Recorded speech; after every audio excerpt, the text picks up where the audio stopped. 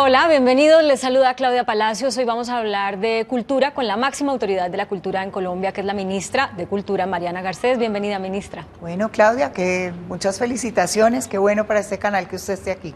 Ay, tan querida, muchas gracias. Mire, nos habíamos visto hace unos años que le hice una entrevista para un periódico y usted casi que me aseguró que usted no iba a estar en el segundo gobierno de Santos y ahí va, ¿no? Sí, es con la canciller, la ministra que más ha durado en el gabinete.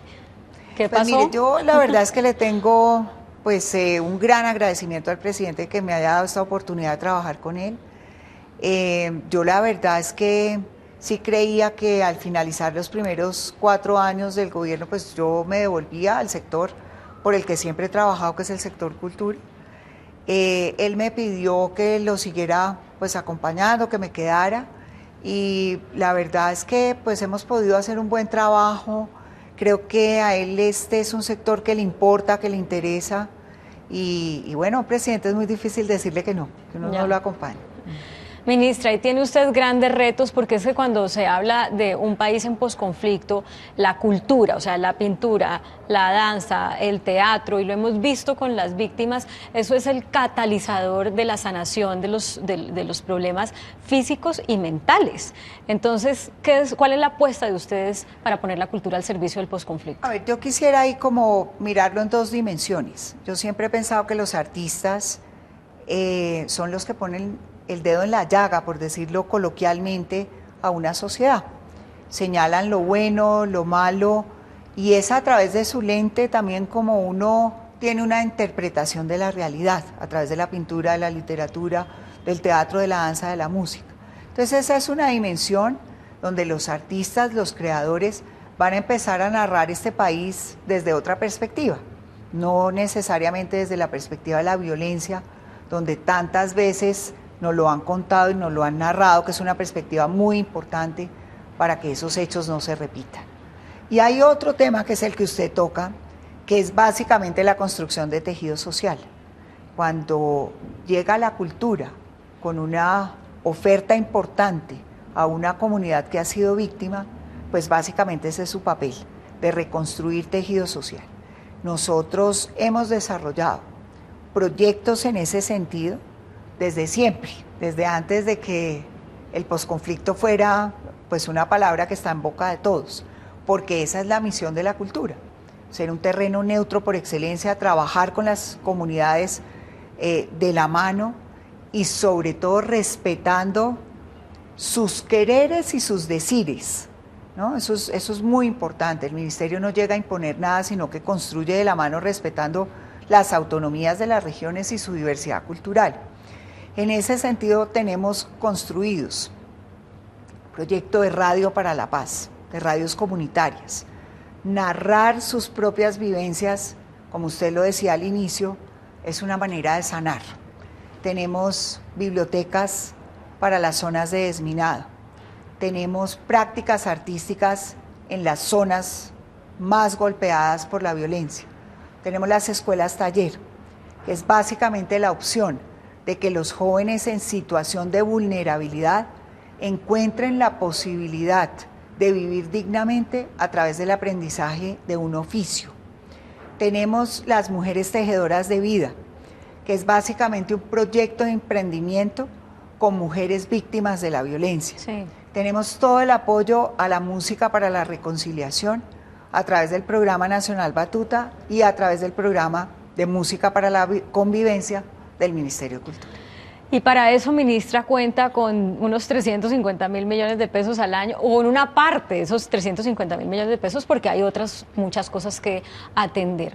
¿Ese dinero va a alcanzar para cubrir qué porcentaje de las necesidades o del plan, según el diagnóstico que ustedes hacen de cómo la cultura debe ayudar a la paz? Nosotros en el tema del posconflicto los recursos están garantizados. Además, muchos vienen de cooperación internacional que no pasan por el presupuesto del Ministerio de Cultura. Le doy un ejemplo. Tenemos 2 millones de euros para el tema de radios para la paz, que vienen de los europeos, ¿sí? Entonces, son otros recursos que llegan a la agencia de cooperación y que se destinan a proyectos específicos para el posconflicto que han sido generados, tramitados, buscados por el Ministerio de Cultura. Ya. Entonces, cuando se hacen esas cifras, ese es el presupuesto que viene de la nación para el Ministerio de Cultura, pero eso dista mucho de lo que es el presupuesto para el sector cultura. Yo no sé si usted siempre ha sido así, pero leyendo un poco de los recursos que usted ha logrado para el sector, de los recursos privados para dárselos a determinados proyectos que el ministerio también apoya, pues digo, no, pues esta ministra es una dura consiguiendo plata, o le ha tocado a raíz de la falta de los escasos recursos que hay para el sector cultura. ¿Qué tan fácil o qué tan difícil Conseguir es que el sector privado se difícil. comprometa con esto Es muy, económicamente? muy difícil, es muy, muy difícil. Yo desde que estaba en la universidad he trabajado en el sector cultural. Mi primer trabajo fue en Colcultura, que era asistente de la dirección y todavía no me había graduado de la universidad. Entonces, todos los que hemos trabajado en el sector cultura, y yo entiendo la televisión regional como un vehículo cultural, ¿sí? Y mucho tiempo estuve en Telepacífico, entonces yo sé cómo funciona este canal. Salir a buscar recursos es muy difícil, hay que ser muy creativo y las empresas privadas no siempre son generosas con este sector. ¿Cuánta plata más se necesitaría para hacer la cultura que Colombia necesita en este proceso de transición?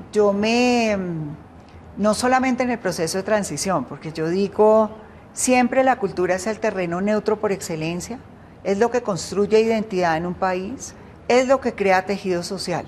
A mí me gusta la cifra de Jack Lang, el 1% del PIB. Pues pero en este momento estamos en el 0,2%. Estamos muy lejos de eso, pero esa sería una buena meta para el sector cultural. ¿Y usted ve esa meta lográndose en qué momento? Yo creería que el 2019 va a ser un muy buen año para el sector cultura. ¿Por? Yo creería. Porque la ley del patrimonio sumergido prevé unos recursos que se destinan de los posibles hallazgos a el Instituto Colombiano de Antropología e Historia y al Ministerio de Cultura. Usted me está hablando del Galeón San José.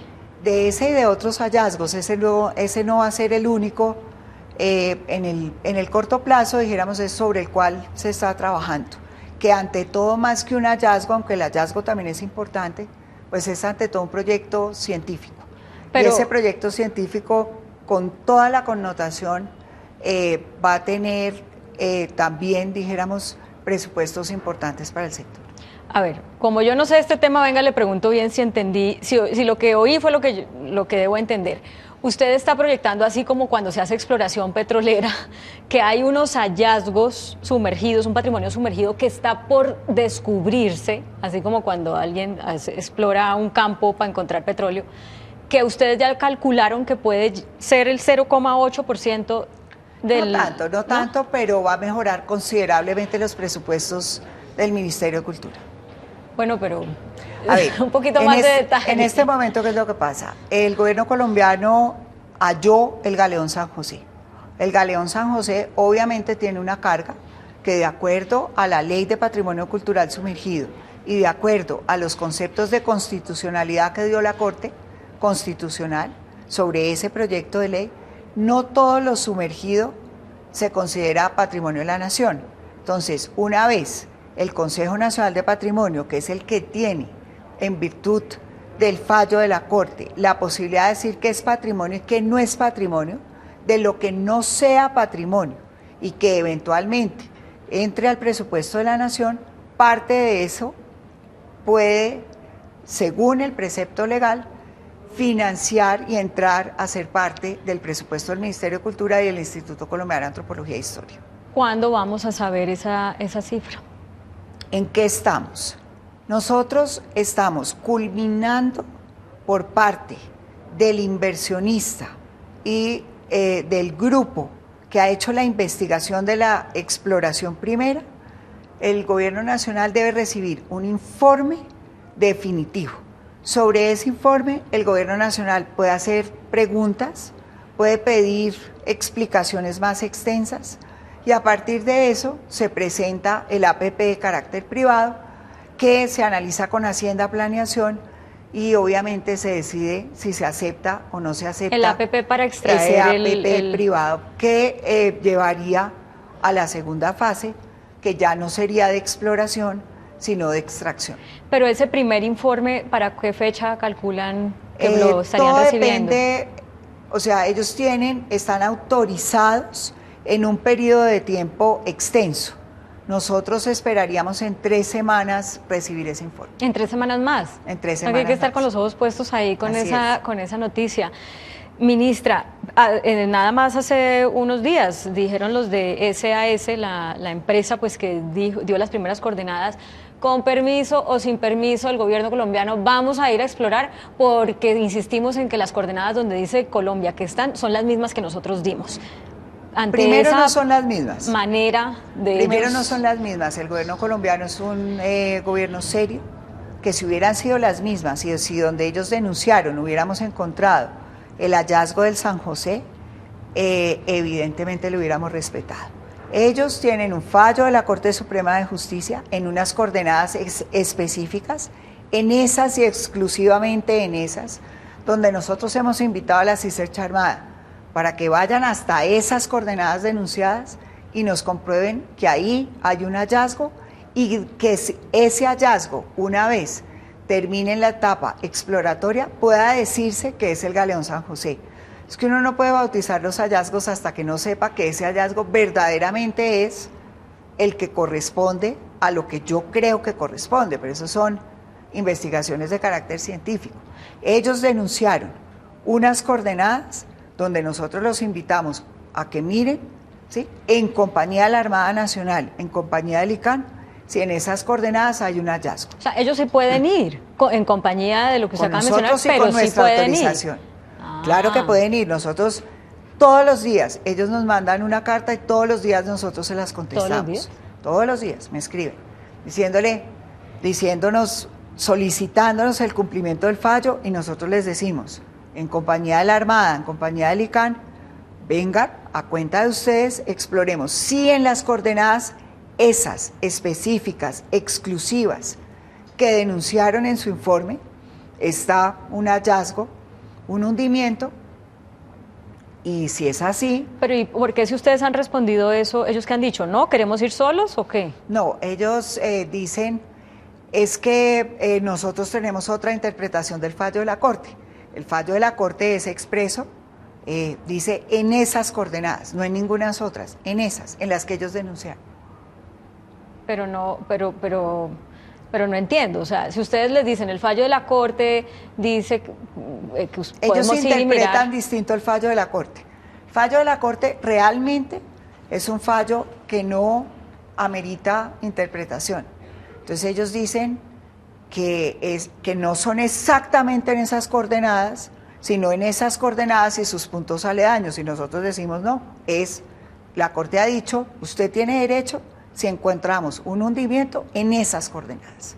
Bueno, entonces para resumir, en el momento en que ellos digan aceptamos ir a solo esas coordenadas con el acompañamiento de la Armada y lo que usted acaba de decir, el Ministerio dice listo, vamos, pero mientras no acepten eso, no pueden entrar por allá. Eso los hemos dicho desde el día cero y les hemos dicho, el fallo de la Corte es absolutamente claro, no merece ninguna interpretación, y en esas coordenadas los acompañamos y si ahí hay un hundimiento, nosotros respetamos el fallo de la Corte, que es que el 50% de aquellos bienes que se encuentren que no sean considerados patrimonio cultural sumergido, le corresponden a esa empresa. Ya. Bueno, ministra, pasemos a los temas de Bogotá. La secretaria de Cultura, María Claudia López, era su viceministra. Así es. Y pues tendería uno a pensar que ya habiendo trabajado tanto tiempo juntas, esto beneficie a la ciudad y los planes de la ciudad, culturales de la ciudad, porque ya hay una comunicación mucho más fluida entre ustedes. Sí. ¿Qué están haciendo puntualmente? Y me refiero, perdón un segundo, me refiero sobre todo, por ejemplo, a la recuperación del centro histórico, que es un proyecto grande de esta administración. Sí, con María Claudia, pues obviamente para mí es muy grato que el alcalde Peñalosa la haya invitado a ser parte de su gabinete. Es un reconocimiento al excelente trabajo que venía ya desempeñando en el ministerio y la manera de articular hoy con Bogotá, aunque también tengo que reconocer que con Clarisa Ruiz era positiva, pues con María Claudia es mucho más estrecha y, por decirlo de alguna manera, hablamos el mismo lenguaje. ¿En qué venimos trabajando puntualmente?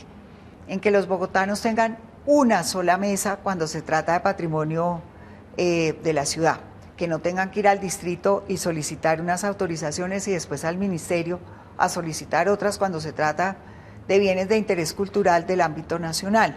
Que haya una sola mesa donde al proponente se le resuelvan todas sus inquietudes, tanto del nivel distrital como del nivel nacional. Venimos trabajando juntas en lectura. Ellos asumieron la misma meta. El mismo Leer es mi cuento, ¿no? Creo que se llama... El de ellos se llama... Leer es volar. Leer es volar. Y el nacional es Leer es mi cuento, pero es lo mismo. Es lo mismo. Y sobre todo es la misma meta, que es lo más importante. Entonces ellos también quieren que los bogotanos lean un poco más de 3 libros y no lo que leen hoy, que es un poco más de 2. ¿Con Leer es mi cuento ya se ha logrado aumentar en algo el número de libros leídos por persona por año en Colombia? Pues la próxima encuesta se recoge en el próximo mes, en julio, y tendríamos los resultados. Empieza a recoger la muestra en julio y tendríamos los próximos resultados en diciembre. ¿Usted cuántos lee por año? Yo leo mucho, Claudia, de verdad que sí. Todos los días tengo un pedacito de tiempo para leer, no tanto como lo hacía antes, la verdad. Ahora leo más en los aviones y bueno, ahora me estoy leyendo un libro muy triste que es el de la Premio Nobel. Svetlana. Sí, es de verdad muy, muy triste, un libro muy, muy triste, muy conmovedor. Bueno, pero sigamos con el tema específicamente. Y obviamente el centro de Bogotá es una de nuestras prioridades. Sí, eso quiero preguntarle porque ha habido como que una falta de fluidez, no sé si estoy en lo correcto, para la ampliación del Teatro Colón. Después de la renovación del Teatro Colón ha sido difícil lograr la ampliación como se quiere. ¿Qué pasa? Dijéramos, nosotros invitamos muchas veces al alcalde Petro, él estuvo de acuerdo con el proyecto de ampliación. Después de eso venía todo el tema de la curaduría y un tema a pesar de que el alcalde Petro estaba de acuerdo con el proyecto y su secretaria de Cultura también, pues una oposición desde el Instituto Distrital. Todas esas oposiciones pues quedaron solventadas, el ministerio pudo explicar muy bien qué era lo que quería. Ese es un bien de interés cultural del ámbito nacional que construyó, porque la ley así lo autoriza, su propio plan especial de manejo y protección. Después entramos a la curaduría y como el distrito dijo es que nosotros tenemos que autorizar, pues la curaduría se demoró un tiempo en entender que el distrito no tenía que autorizar porque era un bien que tenía un plan especial de manejo y protección. Pero hoy pues la obra ya empezó.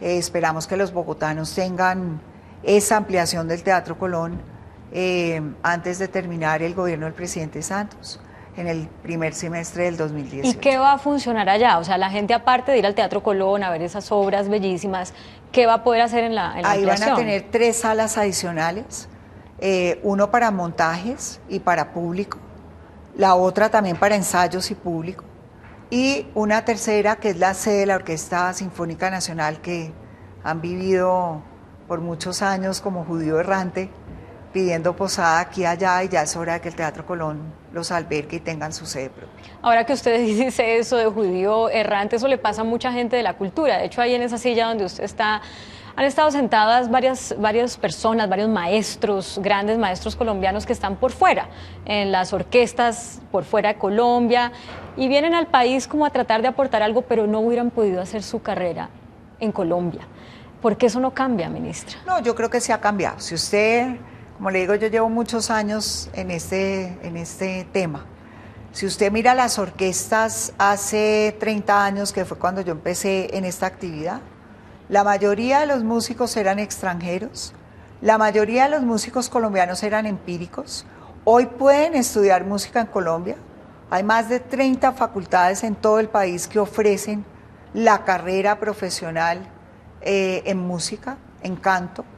Pero obviamente también esa aspiración de quienes estudian aquí, irse a especializar afuera, o muchos iniciar su carrera afuera, pero el panorama es completamente distinto.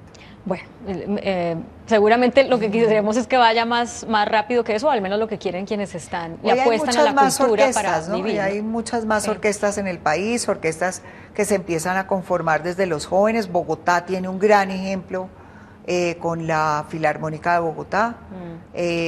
Todo lo que hace Batuta en Bogotá, con presupuestos distritales y nacionales en los centros nacionales Batuta. El panorama hoy es muy, muy distinto al de hace unos años. Bueno, nos queda poco tiempo y por supuesto tengo que preguntarle del Festival Iberoamericano de Teatro. Hasta las declaraciones que tengo registradas más recientes suyas, es como, oiga, esa junta no debería ni esperar a que la investigación del distrito diga aquí falló algo, debería por honor y por honrar el legado de Fanny Mickey renunciar y dejar a otra persona ahí, pero eso no ha pasado. Yo lo que pienso es que los hechos hablan por sí solos. Ellos estuvieron en mi oficina. Yo no tengo ningún problema de intercambiar sobre mis posiciones con la Junta. La Junta en su reunión conmigo en la oficina planteó que ese era el mejor festival del mundo y que el éxito pues se evidenciaba en la cantidad de funciones y en la calidad de funciones que ponen a disposición de los bogotanos. Yo quiero decir que tanto para el distrito como para el Ministerio de Cultura, ese es uno de los eventos más importantes que tiene la ciudad y que tiene el país. Eso no tiene ninguna discusión. Pero además de eso, sus cifras pues deberían estar en negro. Es un festival que tiene la confianza del público, que hace 13.000 millones de pesos en taquilla. No hay otro evento en Colombia que tenga esas cifras, que hace más o menos 7.000 en patrocinios. Uno puede construir un gran festival con 20.000 millones y no durante 6 años y 4 festivales estar en rojo y con unas cifras pues, que son muy alarmantes. Es que una entidad cultural deba 6.500 millones, 4.000 millones y que se fluctúen entre esas dos cifras es una cifra enorme. En cualquier empresa que a usted le pase eso, amerita una reingeniería, o porque el modelo se agotó, o porque los administradores no hacen lo que les corresponde, o porque la concentración de funciones es excesiva. Y lo que yo he pedido es eso, una reingeniería. A mí me gustaría, como colombiana lo digo, no solamente como ministra de Cultura, que en esa junta estuviera, por ejemplo, sentado Ramiro Osorio. ¿Por qué no está Ramiro ahí? Ramiro que, o sea, programa excelentemente bien el Julio Mario Santo Domingo, que fue fundador del festival, que tiene ideas sobre el teatro absolutamente claras. Pero entonces, a ver, y más que como periodista le estoy hablando como ciudadana que ha disfrutado del festival y que tiene, oír todas estas cosas, a mí me da miedo que se acabe, digamos, me dolería. Eso es lo único que no va a pasar. Entonces, por eso la pregunta, si esta situación continúa con la misma junta directiva, el ministerio deja que la cosa, si ellos se van, mejor dicho, a la bancarrota, lo deja así, o le pone la condición de que ponga a la gente en la que nosotros confiamos y le seguimos ayudando al festival. Nosotros no les ponemos condiciones. Nosotros estuvimos 13 meses sentados en la junta directiva haciendo sugerencias respetuosas a una entidad de carácter privado, diciéndole su organigrama no es el que debe ser para el manejo de este tamaño de festival. Nos parece a nosotros que los presupuestos no se deben construir así. Nos parece excesiva la concentración de funciones en la dirección ejecutiva. Durante 13 meses nunca nos pusieron atención, jamás, la junta directiva. Entendíamos muy bien que el ministerio ahí, en una entidad de carácter privado, es una opinión más, ¿sí? Hoy sentimos que a pesar de eso, hay ciertos temas que se deben ventilar ante la opinión pública, aunque la Junta piense que se deben seguir ventilando en privado. Yo creo que no, creo que si uno defiende que el Festival de Teatro es un festival de todos los bogotanos y de todos los colombianos, pues de alguna manera es importante socializar ahí qué pasa, con una cosa clara, que el festival no se debe acabar, que la función de revisar qué pasa dentro de las entidades sin ánimo de lucro es del distrito, está delegada al distrito, y que ellos me manifestaron a mí un ánimo de que la Universidad de los Andes estaba haciendo una revisión y una asesoría para recomponer ciertas cosas. Ojalá eso sea así. Ojalá. Ya no tengo nada de tiempo, pero quiero hacerle dos preguntas de sí o no. En el Festival Iberoamericano, la plata por la cual hay un hueco fiscal, ¿se la han robado? No. No. El gobierno nacional, si ellos no encuentran una solución por su cuenta, los del festival, ¿está dispuesto a echarse al hombro el festival para no dejarlo morir? Nos lo hemos echado al hombro con unos recursos económicos muy importantes. Depende de lo que resuelva la investigación que adelanta el distrito. Yo creo que hay un compromiso del distrito y del gobierno nacional de trabajar en pro del Iberoamericano, pero sí creemos que es fundamental que ciertas dinámicas desde el punto de vista administrativo se aclaren.